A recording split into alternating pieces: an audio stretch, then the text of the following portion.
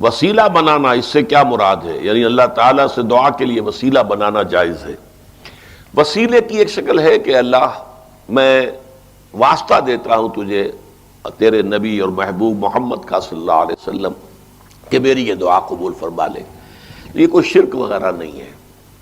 اگرچہ اہل حدیث حضرات کا موقف یہ ہے کہ وسیلہ اور واسطہ دعا میں صرف زندہ شخصیتوں کو بنایا جا سکتا ہے، فوت شدگان کو نہیں۔ اس کے لیے بڑی دلیل ہے ان کے پاس، اس لیے کہ جب قحط پڑا تھا حضرت عمر رضی اللہ تعالیٰ عنہ کے زمانے میں، تو انہوں نے یہ الفاظ کہے تھے کہ اللہ جب تک نبی زندہ تھے حضور صلی اللہ علیہ وسلم، ہم اللہ اس کی وسعت سے تجھ سے دعا کرتے تھے۔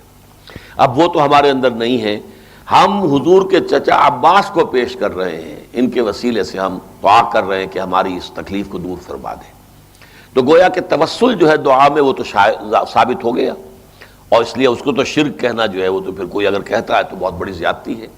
یہ البتہ کہا جا سکتا ہے کہ کسی کو وہ اچھا نہ لگے، یعنی جیسے میں نے نظر کے بارے میں کہا تھا کہ میری طبیعت اسے قبول نہیں کرتی، اللہ کے ساتھ اس طرح کی سودے بازی کیا کرنی، جو نیکی آپ کر سکتے ہو آپ کیجئے، اللہ سے جو مانگنا ہے مانگیے۔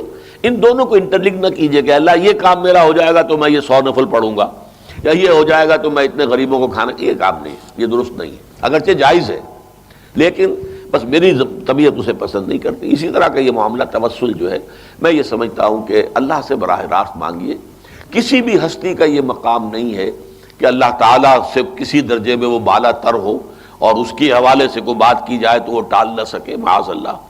البتہ یہ کہ اس کو شرک یا حرام نہیں کہا جا سکتا۔